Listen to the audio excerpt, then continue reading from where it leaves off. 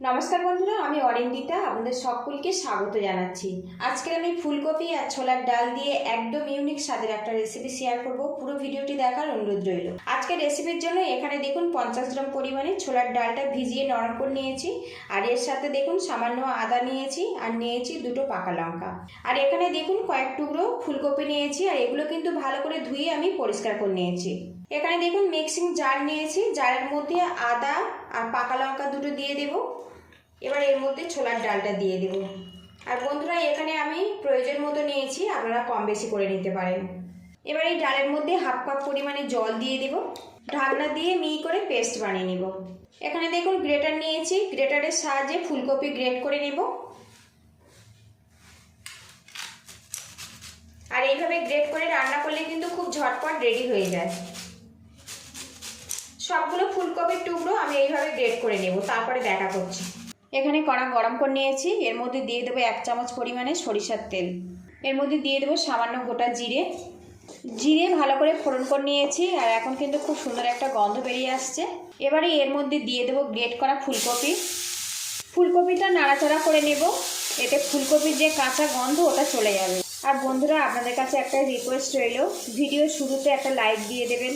আপনাদের একটা লাইক পরবর্তী নতুন ভিডিও বানাতে উৎসাহ দেয়। আর চ্যানেলে নতুন হয়ে থাকলে প্লিজ বন্ধুরা সাবস্ক্রাইব করে পাশে থাকবেন, আর যতটা সম্ভব কাছের লোকজনদের কাছে রেসিপিটা শেয়ার করে দেওয়ার অনুরোধ রইল। বেশ কিছুক্ষণ কিন্তু নাড়াচাড়া করে নিয়েছি, ফুলকপির যে একটা গন্ধ আছে না, সেটা চলে গেছে। এবার এর মধ্যে ডালের পেস্ট দিয়ে দেব, এর মধ্যে আরেকটু জল দিয়ে দেব।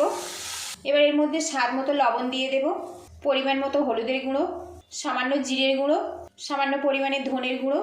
মশলার সাথে ভালো করে মিক্স করে নেব।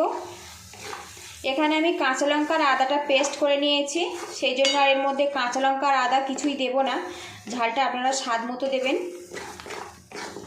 নাড়াচাড়া করে আমি একটা ডো বানিয়ে নেব। ডাল বাটার সময় আমি জল ব্যবহার করেছিলাম, এখনও কিছুটা জল ব্যবহার করলাম, এতে কিন্তু ফুলকপিটা বেশ সিদ্ধ হয়ে যাবে। বেশ কিছুক্ষণ নাড়াচাড়া করে নিয়েছি, আর এখন দেখুন একটা ডোয়ে পরিণত হয়ে গেছে। আর একটু নাড়াচাড়া করে নেব। আর বন্ধুরা, এখানে কিন্তু ডালের পরিমাণ আর ফুলকপির পরিমাণটা একটু বুঝে ব্যবহার করবেন, এমনভাবে দেবেন যাতে একটা ডোয়ে পরিণত হয়, সেই মতো কিন্তু ডালটা দিতে হবে। তো দেখুন মিশ্রণটা কিন্তু বেশ শুকিয়ে এসছে, আরও একটু নাড়াচাড়া করে নেব।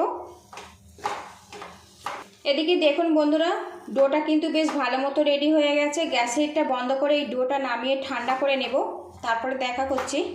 এদিকে দেখুন ফুলকপি ছোলার ডালের মিশ্রণটা কিন্তু হালকা করে ঠান্ডা করে নিয়েছি, আর হাতে সামান্য তেল লাগিয়ে নিয়েছি, ভালো করে ম্যাশ করে নেব। এখান থেকে কিছুটা মিশ্রণ নিয়ে নেব, আর এইভাবে আমি মুইঠা আকারে গড়ে নেব। একটু সাইডে ছোট ছোট করে মুইঠা আকারে আমি এখানে গড়ে নিচ্ছি। তো দেখুন এইভাবে আমি গড়ে নিয়েছি। আরও কিছুটা মিশ্রণ নিয়ে নেব, আর একই শেপ দিয়ে আমি সব কটা গড়ে নেব। আবারও কড়াটা গরম করে নিয়েছি, এর মধ্যে দিয়ে দেবো সরিষার তেল। তেলটা ভালো করে গরম করে নেব, সর্ষের তেলের যে কাঁচা গন্ধ ওটা চলে যাবে। এবারে এখানে দেখুন যে মুইঠাগুলো আমি গড়ে নিয়েছিলাম, এই তেলের মধ্যে দিয়ে ফ্রাই করে নেব।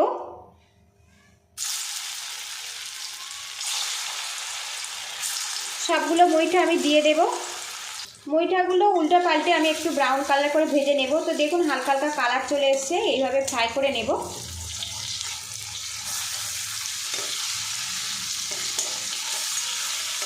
উল্টে পাল্টে মুইঠাগুলো সবই ভেজে নিয়েছি, এবার এগুলো আমি তুলে নেব।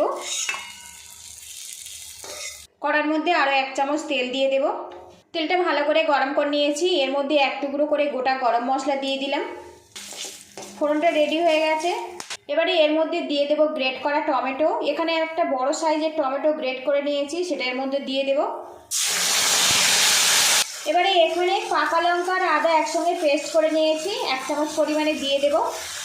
সামান্য পরিমাণে রেড চিলি দিয়ে দেব, এতে কালারটা ভালো আসবে। একসঙ্গে এগুলো আমি কষিয়ে নেব। এবার এর মধ্যে দিয়ে দেব পরিমাণ মতো জিরের গুঁড়ো, দিয়ে দেব পরিমাণ মতো ধনের গুঁড়ো। আর বন্ধুরা, এখানে আমি যতটা রেসিপি বানাচ্ছি সেই মতো মশলাগুলো দিয়ে দিচ্ছি। দিয়ে দেবো সামান্য ঝাল লঙ্কার গুঁড়ো। এখানে আমি লঙ্কা বেটে ব্যবহার করেছি, সেই জন্য লঙ্কার গুঁড়োর পরিমাণটা কম দিলাম, আর ঝালটা আপনারা স্বাদ মতো দেবেন। দিয়ে দেবো সামান্য পরিমাণে চিনি, স্বাদ মতো লবণ। এবার এর মধ্যে দিয়ে দেবো বাদাম পেস্ট। যে কোনো বাদাম পেস্ট করে আপনারা দিতে পারেন। আমি এখানে চীনা বাদাম পেস্ট করে দিলাম 2 চামচ পরিমাণে। মশলাটা কিছুক্ষণ কষিয়ে নেব। বাদাম পেস্ট এখানে দিলে কিন্তু গ্রেভিটা বেশ একটা থিকনেস আসে আর খেতে কিন্তু খুবই ভালো লাগে। কিছুক্ষণ এটা কষিয়ে নেব। মশলাটা কিছুক্ষণ কষিয়ে নিয়েছি। এর মধ্যে আরেকটু জল দিয়ে আরও একটু কষিয়ে নেব যতক্ষণ না তেলটা আলাদা হয়ে যাচ্ছে। এটা যেহেতু নিরামিষ রেসিপি বন্ধুরা, মশলাটা একটু ভালো করে কষিয়ে নেবেন, তাহলে কিন্তু খেতে অনেক বেশি ভালো লাগবে। মশলাটা দেখুন কষিয়ে নিয়েছি, তেলটা কিন্তু বেশ আলাদা হয়ে গেছে। এবারে এর মধ্যে দিয়ে দেবো 1.5 বাটি পরিমাণে জল। ভালো করে মিক্স করে গ্রেভিটা ফুটিয়ে নেব। আর লবণ যদি এই সময় আপনাদের কম মনে হয় তো লবণ দিয়ে দিতে পারেন। এবারে এর মধ্যে দিয়ে দেবো গরম মশলা পাউডার। এবার এর মধ্যে দিয়ে দেব ফুলকপির মুইঠাগুলো।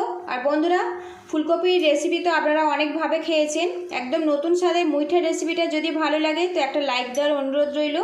আপনাদের একটা লাইক পরবর্তী নতুন ভিডিও বানাতে কিন্তু উৎসাহ দেয়। আর চ্যানেলে নতুন হয়ে থাকলে প্লিজ বন্ধুরা সাপোর্ট করবেন, চ্যানেলটিকে সাবস্ক্রাইব করে পাশে থাকবেন। সবগুলো মুইঠা এর মধ্যে দিয়ে দেব, দিয়ে কিছুক্ষণ ফুটিয়ে রান্না করে নেব। সবশেষে এর মধ্যে দিয়ে দেব কাঁচা লঙ্কা, এতে কিন্তু ফ্লেভারটা খুব ভালো আসবে। এদিকে দেখুন ফুলকপির মুইঠাগুলো দিয়েছি, বেশ কিছুক্ষণ রান্না করে নিয়েছি আর এখন কিন্তু গ্রেভির কালারটা খুব সুন্দরভাবে রেডি হয়েছে। এবারে এর মধ্যে আমি দিয়ে দেব ঘি।